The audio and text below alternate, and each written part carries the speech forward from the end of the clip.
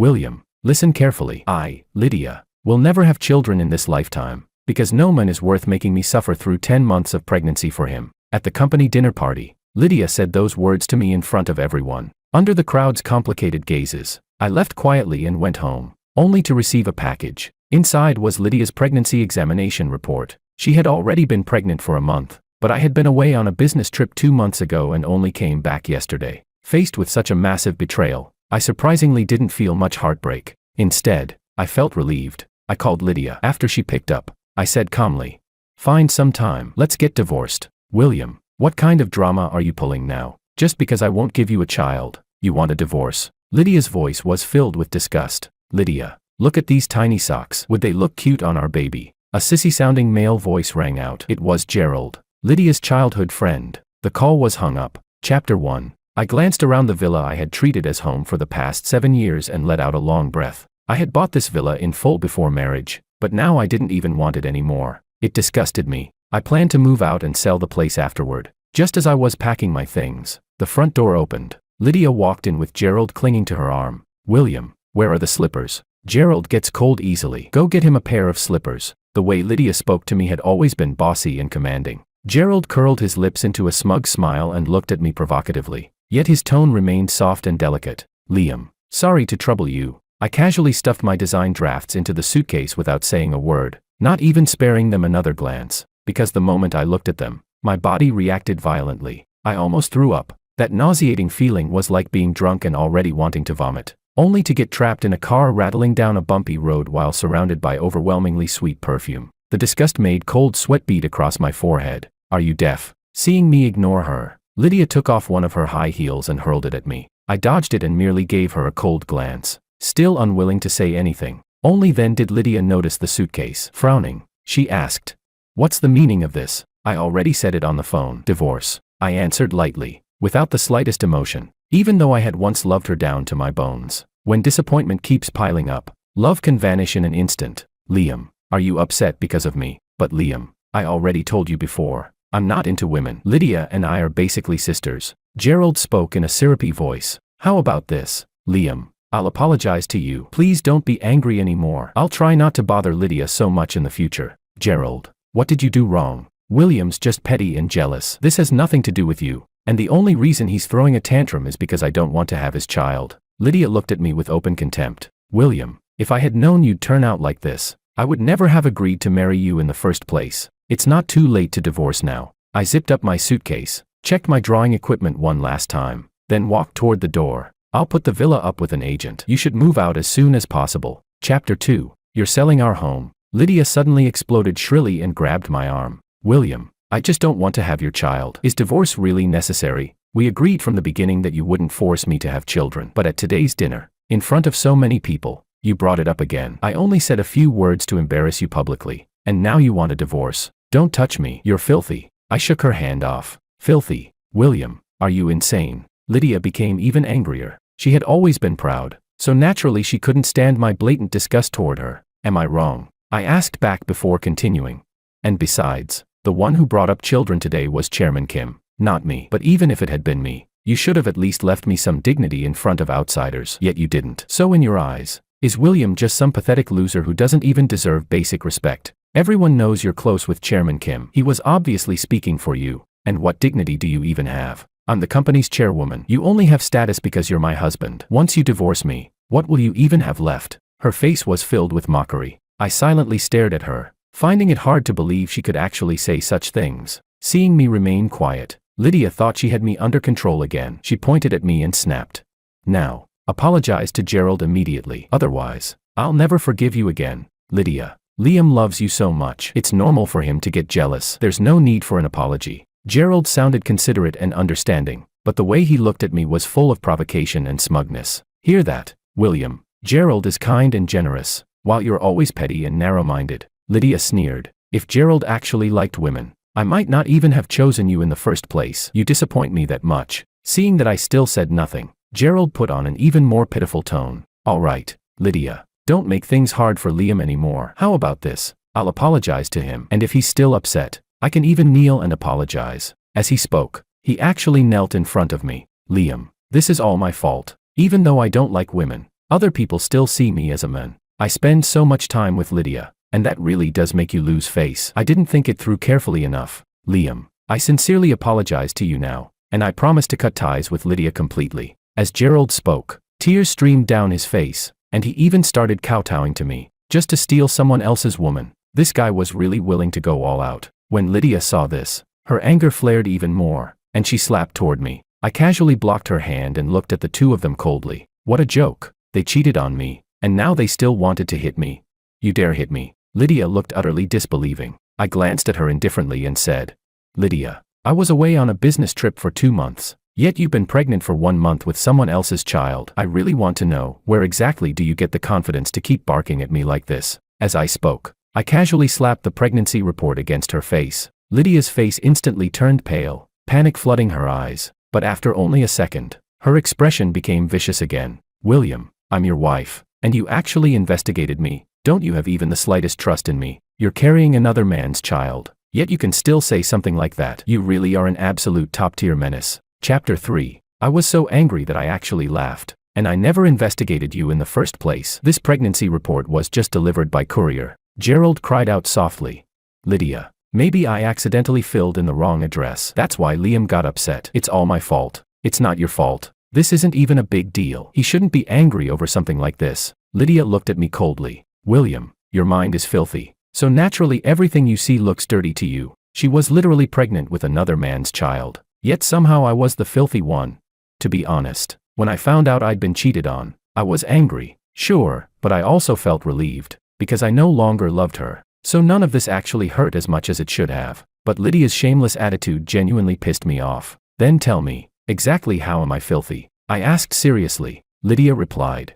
The child in my belly is Gerald's, but we never did anything. It was artificial insemination. So, I nearly burst out laughing. So what? William, do you even have any compassion? Because of his orientation, Gerald's family has been putting enormous pressure on him. To comfort his parents, he wanted a child of his own. Gerald and I grew up together. It's my responsibility to help him with this. Or are you really heartless enough to just watch him suffer under all that pressure forever? Lydia spoke with righteous conviction, as though she had done some noble, selfless deed. I laughed again out of sheer disbelief. As expected of a top-tier menace, her thought process was absurd beyond comprehension. Lydia, we've been married for years, yet you never agreed to have a child with me. And today, in front of everyone, you declared that no man in this world was worth making you suffer through pregnancy for. But while saying that, you were already carrying another man's child. Do you seriously have no shame? I sneered. Lydia glared at me viciously. So this really is all because I refused to give you a child? You're so small-minded. I'm truly disappointed in you. All right, enough. I seriously don't want to waste time arguing logic with someone mentally hopeless. I waved my hand dismissively. I'll prepare the divorce agreement as soon as possible. Meanwhile, hurry up and move out. After saying that, I turned to leave. Suddenly, Gerald started crying again. Lydia, if you two divorce, then our baby will be born into a single-parent family. What he was actually hoping for was obvious. He wanted Lydia to impulsively say she would marry him, solving that single-parent problem instantly. But instead, Lydia suddenly grabbed my arm and looked at me with utter disgust. William, stop making a scene already. You heard him just now. If we divorce, this baby will grow up in a single-parent household. You can't be this cold-hearted. So what exactly are you saying? You don't want a divorce, and instead expect me to help you and Gerald raise your child? I honestly wanted to crack open her skull just to see if her brain was filled with garbage. Chapter 4. Gerald spoke up first. Liam, actually, you don't need to worry about that. After the baby is born, I'll come over often to help take care of the child too.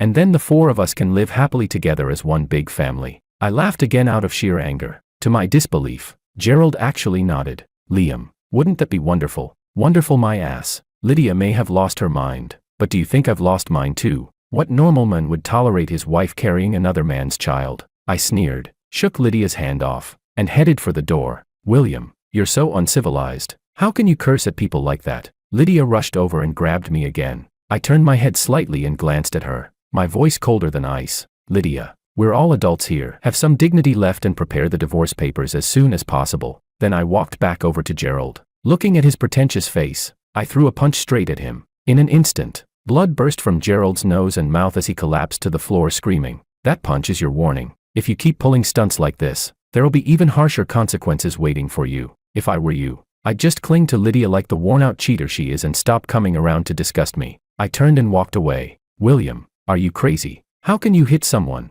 And who are you calling a worn-out cheater? I'm your wife. Lydia rushed over and grabbed at me, refusing to let me leave. I backhanded her across the face without hesitation. The slap sent her crashing to the ground. Listen carefully, Lydia. When I loved you, there were many things I could tolerate, but I don't love you anymore. So you'd better take a good hard look at yourself and remember exactly how we got together in the first place. Lydia seemed unable to believe I had actually hit her, and from the panic in her eyes, it was obvious she had realized I was truly determined this time. After leaving the villa, I drove to the luxury apartment near the company. I had bought the place a while ago, though I rarely stayed there. After tidying up briefly, I threw myself into work. The company had recently taken on a massive project, and the blueprints were already in their final stage. They had to be completed as quickly as possible. In the past, Lydia would have affected my emotions so badly that I couldn't focus on work, but now that my feelings for her were gone, I only felt lighter. I worked all the way until midnight before finally finishing the last touches. After sleeping for only a few hours, I immediately headed to the company. For a project this large, the final design proposal had to be presented before the board of directors. Inside the conference room, I was discussing project details with the board members when the doors were suddenly shoved open violently. Lydia walked in with Gerald and over a dozen security guards. Gerald put on a well-tailored suit, no longer looking like a sissy, his face filled with the smugness of a petty man who had finally gotten his way. William, you're fired. Leave immediately. Gerald pointed at me as though he were driving away a stray dog. Chapter 5. Inside the conference room, everyone froze. They stared at Gerald in complete disbelief. Back then, Gerald had only been a low-level employee in the company. He hadn't even been qualified to enter this conference room, and now he was trying to fire me. The sheer absurdity of it stunned everyone present. Chairman Kim frowned. Gerald, do you even know what you're saying? Chairman Kim, I'm the company's general manager now. I absolutely have the authority to fire a design director, Gerald declared arrogantly. All eyes immediately turned toward Lydia. Appointing a general manager without board approval was outrageous. After all, this wasn't some amateur operation, nor was it a family business. It was a corporation built on the interests of multiple shareholders, and the general manager was essentially one of the company's key decision-makers, a critically important position. Appointments were supposed to be handled extremely carefully. Lydia sat in the head chair of the conference table and glared at me furiously. William, didn't you insist on divorcing me? Since that's the case, then you're no longer suitable to work at my company, unless you give up the idea of divorce. Divorce? The expressions on the directors' faces immediately became complicated. Everyone knew how obsessed I had once been with Lydia. Calling me a simp wouldn't even have been far off. So how could I possibly be the one asking for a divorce? The divorce is happening no matter what. I calmly set down my thermos cup, leaned back in my chair, and said, as for you, Lydia, I propose removing you from the position of chairwoman. Let's vote by show of hands. As I spoke, I raised my hand first. Chairman Kim froze briefly before immediately raising his hand as well. The other directors followed one after another. Lydia was stunned. Then she suddenly shouted, I'm the chairwoman. I have veto power. Gerald nearly exploded on the spot too. Are all of you insane? Instead of listening to the chairwoman, you're siding with William, this pathetic keptman. The directors all looked at him as though he were a complete idiot. Gerald immediately roared at the security guards. What are you standing around for? Throw William out right now. But the security guards didn't move at all. In fact, they were also looking at him like he was an idiot. Lydia, have you sat in that position for so long that you actually started believing you deserved it? I asked calmly. Lydia was just about to explode in anger when she suddenly froze, because she had finally remembered something important.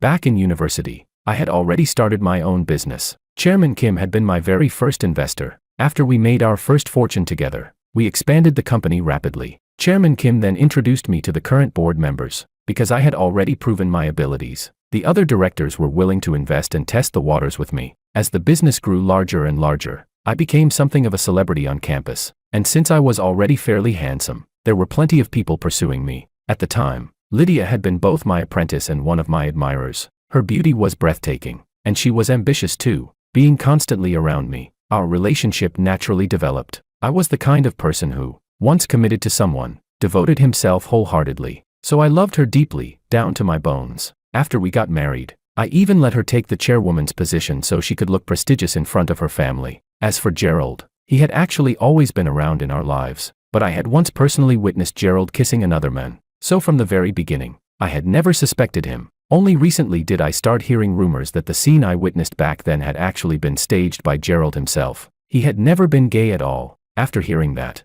I demanded that Lydia keep her distance from him, but she refused to believe me and even mocked me for being petty and jealous. Then, because I had to leave for a field investigation project, I stopped paying attention to the matter. Who could have expected that by the time I returned, Lydia was already pregnant with Gerald's child? Even if it had been through artificial insemination, I still couldn't accept it. As for the company shares, I personally held 65% ownership. Lydia held absolutely none, not because I had been guarding against her, but because the directors only trusted me to control the shares. So even though I had always carried the title of design director, in reality, I had always been the true person in power at this company. Chapter 6. William, you're just a mere design director. I seriously don't know what you're pretending to be. Gerald suddenly started shouting again. Then he turned to Lydia. Lydia, why aren't you saying anything? Hurry and have security throw him out. I don't want to see him. Shut up, Lydia shouted sharply. Gerald froze in place. Lydia, how could you yell at me? Lydia ignored him completely and instead looked at me with tears in her eyes. William, I know I was wrong. Can we not divorce? Please, just give me one more chance. I shifted my gaze away and looked at the security guards. Escort them out. Starting from this moment, they are banned from entering the company. After the farce finally ended, we finished the meeting, but Chairman Kim and the others showed no intention of leaving. They had all been my close friends for many years, so naturally they cared about my marriage, and since I was the true person in power at the company, my marital situation would absolutely affect the business as well. I knew they were worried my divorce from Lydia might destabilize the company. Don't worry, everyone, this matter won't affect the company. I smiled faintly. There are still plenty of business connections we need to secure. Let's all get moving. With my reassurance, the directors finally relaxed a little. That evening, when I returned home, I had barely opened the door before I saw a group of people inside. Lydia, Gerald, and a middle-aged couple. The couple were Lydia's parents. Only then did I remember that the password to this luxury apartment was Lydia's birthday, and I had forgotten to change it. So you still know how to come home? Lydia's father questioned sternly. I casually tossed my suit jacket to my assistant, walked over to the liquor cabinet, picked out a bottle, and poured myself a drink before replying calmly. What? Your daughter got pregnant with another man's child, and now you're the ones coming here to interrogate me. The moment those words came out, Lydia's parents' expressions instantly darkened. Lydia herself turned pale, her eyes full of pleading as she looked at me. Meanwhile, Gerald looked furious and had completely dropped the weak little act. Lydia's father slammed the table angrily. I'm sure Lydia already explained everything to you. Gerald was under too much pressure, which is why he came up with this solution. Lydia is such a kind person. How could she possibly refuse to help him? I looked directly at Lydia's mother. Then why don't you go carry another man's child and ask your husband whether he'd be happy about it? Lydia's mother, who had been about to lash out, instantly turned green with anger. Lydia's father roared. What kind of nonsense are you talking about? My wife would never carry another man's child. The moment the words left his mouth, he realized he had screwed up. So you're hypocrites too. My wife carrying another man's child is acceptable, but your wife doing it isn't. I shook my head with a laugh and pointed toward the door. Enough. You people clearly came here just to make trouble, and I can't be bothered arguing with you anymore. Before I lose my temper, get out. William, how can you speak to your elders like that? No matter what, they're still your parents-in-law. How can you treat them this way? Gerald shouted at me. I sneered. Fine. Let me explain this one last time using basic logic. Lydia is carrying your child. Even if it was artificial insemination, no normal man would ever accept it. Anyone with basic morals and common sense would know she's in the wrong. So if these two old fools had come here today to apologize for their daughter, I would still respectfully call them uncle and auntie. But the ridiculous part is that they actually came here to question me instead. And honestly, I'd like to ask you something too. Have I spoiled you for so many years that you now think William is someone anyone can push around? I bought you villas. I bought you cars. I loaded tens of thousands into spa membership cards for you without blinking. Even the money Lydia's father spent fooling around at clubs came out of my pocket. If I throw a chicken drumstick to a stray dog on the roadside, at least it remembers to wag its tail the next time it sees me. But after everything I've done for your family, you people ended up treating me like a dog instead. Chapter 7. I pointed toward the door once again. There are 8 bodyguards outside, so before I call them in to throw you all out, get lost. William, after everything we've been through together, can't you forgive me just this once? Lydia rushed over, dropped to her knees in front of me, and clung tightly to my leg. Lydia, forgive you for what exactly? Forgive you for becoming arrogant because I spoiled you, for treating me like I wasn't even human. Back then, you were the one who pursued me first, and the night we slept together, you got me drunk, otherwise I wouldn't have agreed to it so easily. Fine. Since I chose you, I treated you wholeheartedly. I even handed you the chairwoman position in my company just so you could save face. But have you sat in that position for so long that you genuinely started believing you deserved it? That you could stop treating me like a person altogether? I forcefully pulled my leg free and shoved Lydia aside. She collapsed onto the floor crying hysterically. William, I really know I was wrong. These past years, I got carried away. I shouldn't have treated you that way. And I shouldn't have let Gerald manipulate me into agreeing to carry his child. Enough. Get out. I looked at her coldly. Everything you've had all these years came from my love for you. Now that love is gone, it means you'll lose everything too. William, I truly know I was wrong. Please forgive me just once. Lydia sobbed desperately. I sneered. You don't regret what you did. You're just terrified of losing everything. Fine. Divorce is possible then. Lydia's father suddenly spoke up. But you must give Lydia company shares. Lydia's mother quickly added. And I really like this apartment too. You have to give it to us. Otherwise don't even think about getting divorced. Dumbass. Do you people seriously not understand the situation? During our marriage, Lydia got pregnant with another man's child. If I file for divorce, what exactly do you think the court is going to rule? And besides, Gerald has been making massive kickback profits through Lydia at the company all these years. I've already reported it to the police. Lydia not only cheated during the marriage, but also damaged company interests. Even if I wanted to give her shares, the board would never approve it. Your whole family is mentally hopeless. You don't even understand basic common sense. Yet you still want to scam compensation out of me. I had completely run out of patience. Turning to my assistant, I said, call people in and throw them out. William, aren't you afraid I'll go public with this and crash your company's stock price? Gerald shouted angrily. Lydia's father hurriedly chimed in too. That's right. We'll go protest downstairs at your company with banners saying you abandoned your wife after using her. We'll expose you online too. Netizens nowadays are brainless idiots. They'll blindly sympathize with women and cyberbully you to death. Lydia's mother nodded repeatedly. Exactly. I heard reputation is extremely important for stock prices. I stared at them in disbelief, so speechless that I couldn't even respond. Then, puffed. Even my assistant burst out laughing. We're professionally trained. Normally, no matter how funny something is, we can hold it in, unless we really can't. Chapter 8. My assistant was practically laughing to tears. Have you people been reading too many soap operas? Do you really think some relationship drama can seriously affect a company that much? And even if it could, it would have to be a publicly traded company first. Our company isn't even listed. What stock are you talking about? Lydia's father froze. That's impossible. If there are shares, then how can there not be stocks? I glanced at Lydia with contempt. Looking at your brainless parents, I suddenly understand why you turned out this mindless too. William, I truly know I was wrong. Lydia seemed completely broken at this point, repeating only that one sentence over and over. She climbed to her feet and cried.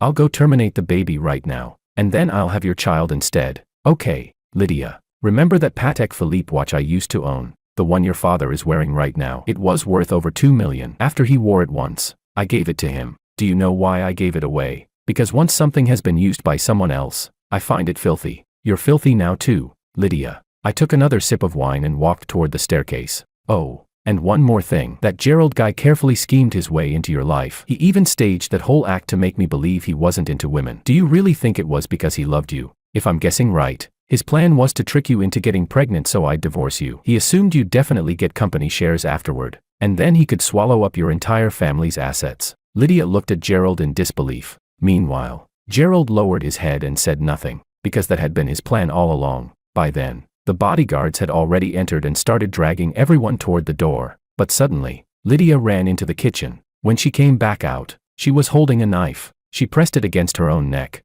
William, if you insist on divorcing me, then I'll die right here in front of you. Then go die somewhere else. If you die in my house, I'll still need to sell it afterward. A property where someone died loses value. I sounded completely heartless, and honestly, it wasn't an act. When I loved her, and when she deserved that love, I would have treated her like my entire world. But once she no longer deserved it, especially after doing something like this, she became worthless in my eyes. Lydia cried hysterically. You're too cruel. Can you use your brain for once? You're a married woman carrying another man's child. Do you seriously think that's something forgivable? Have you spent so much time online reading nonsense from lunatics that you genuinely believe this world has no logic or morality left at all? I gave up on going upstairs and instead headed straight for the exit. Forget it. I'm putting this place up for sale too. Bad luck sticks to it now. As for whether Lydia truly intended to kill herself, I couldn't care less. Suddenly, Lydia shouted from behind me. Even if that's true, does that mean you did nothing wrong at all? Wrong my ass. Are you actually brain dead? I couldn't stop myself from cursing. Then, without even looking back, I left. As I walked away, I vaguely heard Lydia's mother say, Lydia, Cut your wrists, then he'll definitely feel sorry for you. What the hell? Was this entire family mentally insane? What kind of hopeless simp would still pity her after all this? Because it definitely wasn't going to be me. Chapter 9. The next day, when I arrived at the company, I saw hundreds of people gathered outside the building. Most of them were office workers from the surrounding companies, all blocked from entering the building now, because Lydia's parents had hired a crowd to stage a sit-in protest at the entrance. Behind them hung a massive banner. William of Sincere Realty abandoned Lydia after getting her pregnant, nearly causing 2 deaths. A huge number of people in the crowd were filming. Some were even live streaming, probably influencers and streamers chasing drama. The building's security guards, along with the police who had arrived, didn't even dare approach, because surrounding the outermost edge of the protest were trembling elderly people who immediately started wailing the second anyone got close, screaming things like "the police are beating people." Gerald held a microphone while Lydia lay beside him on a stretcher, pretending to be unconscious. "Everyone, we never wanted to disturb anybody, but William is simply too cruel. Lydia is carrying his child, yet he still wants a divorce. Now Lydia became suicidal and almost lost both her life and the babies. We had nowhere left to seek justice, which is why we had to do this. After all, William is too powerful for ordinary people like us to offend, and the woman he cheated with is a female CEO from a major corporation. We can't afford to offend her either. Please, everyone, help us seek justice." As Gerald spoke, he even started crying dramatically. At that moment, I was standing hidden among the crowd, thinking these idiots really had the guts to take things this far. And honestly, today's internet environment was exactly why people like this could stir up endless chaos. Still, I did have a slight headache over one particular issue, because this so-called female CEO actually did have a little history with me. Well, history was probably too strong a word. It was entirely one-sided on Freya's part. At one banquet, Freya got drunk, and someone casually asked why she still wasn't married. She openly admitted she had someone she liked, but when people asked who it was, she refused to say. In the end, she drunkenly revealed only this: the man she liked had once been her senior in school, a campus legend. Naturally, people started investigating, and among all possible candidates, I was the only one who matched. The story ended up trending online. Back then, Lydia even fought with me over it, but the truth was, Freya and I had never met privately. Even in public settings, we barely exchanged more than greetings. I never expected this old gossip would eventually be weaponized against me. My assistant handed me a phone showing the live stream. People in the comments were already exposing me, claiming Freya and I had secretly been having an affair for years. I couldn't help laughing bitterly. Honestly, I didn't care much. Rumors without evidence spread online every day. Once people got bored gossiping, they would move on. But then, a stunning silver McLaren suddenly pulled into the plaza in front of the building. As the car door opened, the first thing everyone saw was a pair of impossibly long legs. Tall, elegant, cold and breathtakingly beautiful, Freya stepped out gracefully into everyone's view. Her name suited her perfectly. Beautiful, noble, commanding, she radiated the aura of a powerful woman effortlessly. And the moment she got out of the car, she immediately spotted me in the crowd and walked straight over. Naturally, everyone else's attention followed her too. Faced with countless live stream cameras shoved toward her face, Freya remained perfectly calm. She nodded politely to the crowd and said openly, "I'm the Freya that Sissy was talking about. Honestly, I'd love to become William's affair partner. Unfortunately, I never had the courage to confess to him, but I heard he's getting divorced now, so I'm hoping to slide right into the vacancy seamlessly." "Excuse me, big sis, are you trying to ruin me here?" I was completely speechless. Freya merely winked at me before saying, "At the very least, I'm more worthy of you than that brain-dead ex-wife of yours, right?" At that moment, Gerald rushed over and pointed at us furiously. "You shameless adulterers, you've ruined people's lives."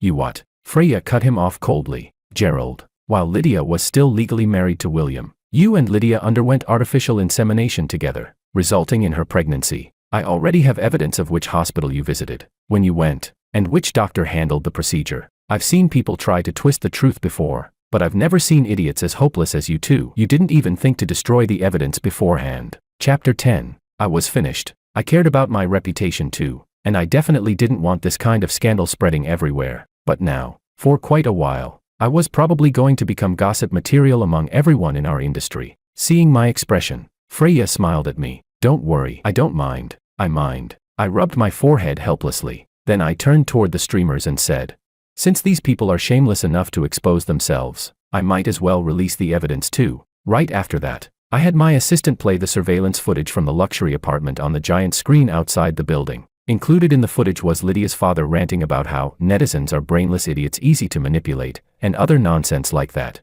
The bullet comments in the live stream instantly exploded. At first, everyone had been calling me a cheating scumbag. Now the entire internet had turned against them instead, because too many people had gathered outside the building. The situation had already become a public safety hazard. The police department immediately sent additional officers and took the protesters away. As for Lydia, she remained lying on the stretcher from beginning to end and was eventually carried away too. Later, Freya and I held a separate live-streamed press conference to clarify the entire situation. And during the conference, Freya shamelessly used the opportunity to confess her feelings to me again, leaving me both amused and speechless. For quite a long time afterward, Lydia and the others disappeared completely from my life. She also refused to sign the divorce papers, so I eventually filed for divorce formally through the court. Meanwhile, my project was nearing completion, but there were still several difficult business connections left unresolved. Freya ended up using her elite social circle and connections to arrange several private dinners for me. Thanks to her, all the relationships were finally smoothed out. That night, Freya got drunk again, and in the private room, only the two of us remained. She leaned against me stubbornly without moving, mumbling softly, "William, I've liked you for many years now, ever since school. What exactly do you like about me?" I was genuinely curious. Truthfully, I had always remembered her too. After all, she had been one of the few truly untouchable Ice Queen goddesses back then. "You just caught my eye, and you're amazing too, starting from nothing and building something this huge all by yourself," Freya murmured sleepily. "But honestly, the biggest reason is your face. When I used to read novels, I always loved those male leads wearing white shirts under the sunlight. You have exactly the kind of face I imagine for a perfect male lead, good-looking and capable. If I'm not going to like someone like you, should I go fall for some useless rich heir from an arranged marriage instead?" Fair enough. I had honestly expected some cliché dramatic explanation, like how I had accidentally helped her years ago or something. Once the project was fully launched, I finally wasn't nearly as busy anymore. As for my divorce case with Lydia, because she failed to appear during the first hearing, and because first trials in divorce cases rarely approve separation immediately, we still weren't officially divorced yet. But my lawyer assured me the second hearing would absolutely grant the divorce. Meanwhile, Freya had already shamelessly moved into my house with bags upon bags of luggage, and on her very first night there, she pounced on me immediately afterward, though she ended up crying from the pain the entire time. 3 months later, Lydia and I officially divorced. Lydia's father and mother were arrested for spreading false rumors and disrupting public safety. Gerald ended up in prison too, and for even longer. After all, he had taken kickbacks worth tens of millions from my company. Once the divorce was finalized, Freya completely stopped holding herself back, especially because her parents had been desperately waiting for her to get married and have children. So we immediately began preparing for the wedding. And in the end, we held a magnificent wedding, grand enough to be called the wedding of the century. On the day of the wedding, everything had originally gone perfectly, but after Freya and I returned home, we received a package. Inside was a cell phone. There was no lock screen. The moment it was opened, a video started playing automatically. Lydia appeared in the video. Her face was deathly pale, and her expression looked completely unhinged. "William, congratulations on your wedding, and I prepared a wedding gift for you too. This gift will stay with you for the rest of your life." Then she let out a disturbingly twisted smile and slowly pulled out a knife, pressing it against her throat. I immediately covered Freya's eyes, stopping her from seeing the bloody scene that followed. As for me, aside from the visual shock of the gruesome image itself, my heart remained completely unmoved. When you no longer love someone, whether they live or die has nothing to do with you anymore.